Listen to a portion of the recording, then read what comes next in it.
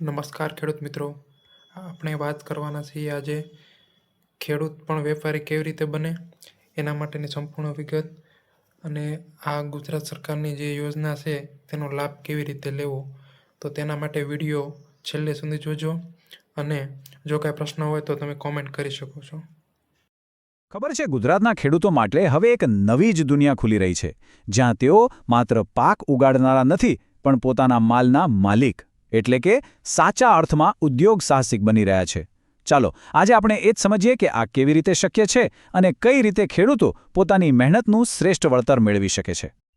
સૌથી પહેલાં ચાલો એ સમજીએ કે ખેતરમાં ઉગેલો પાક આપણા ઘર સુધી પહોંચે છે કેવી રીતે. જુઓ, આ એક લાંબી સફર છે. ખેડૂત પાક ઉગાડે છે, પછી એ વેપારી પાસે જાય, ત્યાંથી પ્રોસેસિંગ યુનિટમાં, પછી હોલસેલર, પછી રિટેલર અને છેક છેલ્લે આપણા એટલે કે ગ્રાહક સુધી પહોંચે છે. કેટલા બધા વચેટિયાઓ નહીં? તો વિચારવા જેવી વાત એ છે કે આટલી લાંબી ચેઇનમાં જેણે સૌથી વધુ મહેનત કરી એટલે કે ખેડૂત, એના ભાગે ઘણીવાર સૌથી ઓછો નફો આવે છે, કારણ કે આખી સિસ્ટમમાં જોખમ પણ સૌથી વધુ એને જ ઉઠાવવાનું હોય છે. ક્યારેક વરસાદ ઓછો પડે તો ક્યારેક બજારમાં ભાવ તૂટી જાય, નુકસાન તો ખેડૂતને જ ભોગવવું પડે છે. પણ શું આ પરિસ્થિતિ બદલાઈ શકે? શું કોઈ એવો રસ્તો છે કે ખેડૂત આ વચેટિયાઓની ભૂમિકામાંથી થોડી ભૂમિકા પોતે ભજવી શકે અને પોતાની આવક વધારી શકે? તો જવાબ છે હા, બિલકુલ છે. અને એના માટે જ ગુજરાત સરકારે કેટલીક ખાસ યોજનાઓ બનાવી છે. તો ચાલો આ આખી વાતને આપણે સ્ટેપ બાય સ્ટેપ સમજીએ. આપણે પહેલા પડકારને સમજીશું, પછી એના ઉકેલ તરીકે જે યોજનાઓ છે એ જોઈશું અને છેલ્લે એ પણ જાણીશું કે આ યોજનાઓનો લાભ કેવી રીતે લેવો. તો તૈયાર છો ને આ સફર માટે? ચાલો શરૂ કરીએ. તો આપણે સૌથી પહેલા વાત કરી એ મુખ્ય પડકારની કે કેવી રીતે ખેડૂતને એની મહેનતનો વધુમાં વધુ આર્થિક ફાયદો મળે એ સુનિશ્ચિત કરી શકાય. હવે આ પડકારનો જવાબ છે ખેડૂતની ભૂમિકાને જ બદલી નાખવી. માત્ર ઉત્પાદક નહીં પણ એક બિઝનેસના માલિક તરીકે. આ સરકારી યોજનાઓનો હેતુ જે છે કે ખેડૂતને પ્રોસેસિંગ, પેકેજિંગ અને માર્કેટિંગ કરવા માટે સક્ષમ બનાવવામાં આવે. ઓકે, તો હવે સીધા મુદ્દા પર આવીએ. ચાલો સૌથી પહેલા ગુજરાતના જે મુખ્ય ખેતી પાકો છે એના માટે સરકાર કઈ રીતે મદદ કરે છે એના પર એક નજર નાખીએ. આ પોસ્ટ હાર્વેસ્ટ વેલ્યુ ચેઇન શબ્દ થોડો ભારે લાગે, પણ એનો અર્થ સાવ સિમ્પલ છે. પાકની લણણી થઈ જાય પછી એનું શું કરવું જેથી એની કિંમત વધે? બસ આ જ આખી ગેમ છે. જેમ કે મગફળીમાંથી તેલ બનાવવું કે ઘઉંમાંથી લોટ બનાવો. અને સારી વાત એ છે કે આ યોજનામાં ગુજરાતના લગભગ બધા જ મુખ્ય પાકોનો સમાવેશ થઈ જાય છે.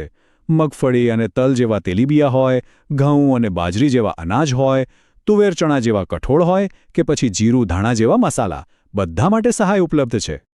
આનો મતલબ એ છે કે હવે ખેડૂત પોતે જ પોતાની ઓઇલ મિલ કે દાળ મિલ શરૂ કરવાનું વિચારી શકે છે. પોતાના મસાલાને સાફ કરીને, દળીને, સરસ પેકિંગ કરીને વેચી શકે છે. આ માત્ર ખેતી નથી, આ તો બિઝનેસ છે. અને આ કામ માટે સરકાર તરફથી જે નાણાકીય મદદ મળે છે એ પણ નાની સૂની નથી. જુઓ, 10 લાખ રૂપિયા!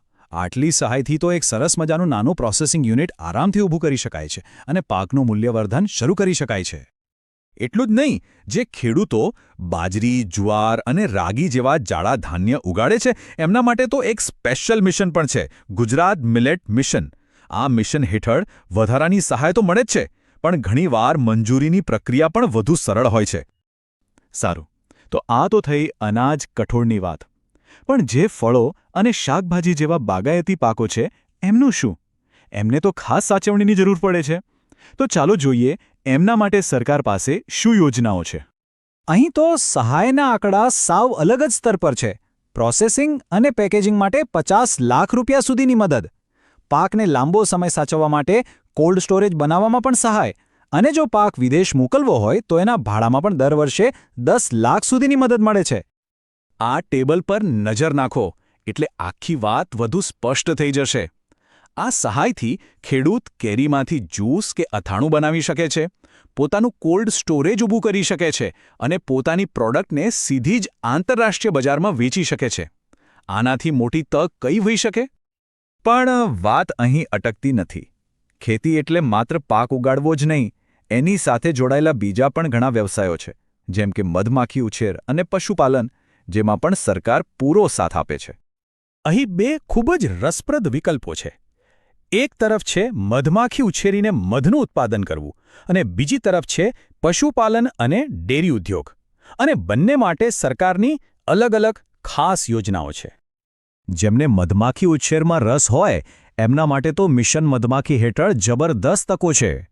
જો કોઈ નાના પાયે શરૂઆત કરવા માંગે તો થોડા હજાર રૂપિયાથી લઈને, જો કોઈ મોટો બિઝનેસ કરવા માંગે તો 18 લાખ રૂપિયા સુધીની મોટી સહાય મળી શકે છે.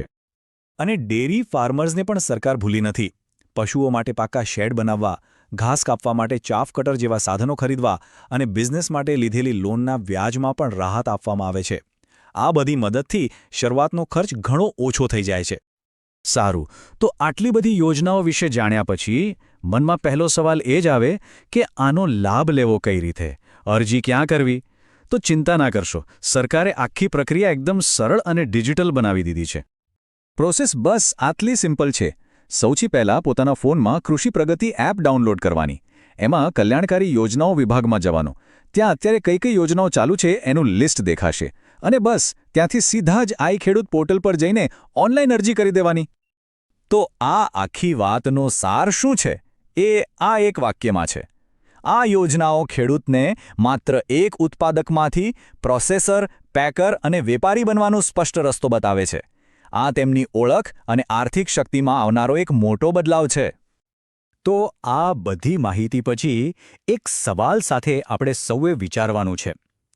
જો ખેડૂતો આ મૂલ્ય શૃંખલાનો મોટો હિસ્સો પોતાના હાથમાં લઈ લે, તો એ પોતાના માટે, પોતાના પરિવાર માટે અને પોતાના ગામ માટે કેવું ઉજ્જવળ અને સમૃદ્ધ ભવિષ્ય બનાવી શકે છે?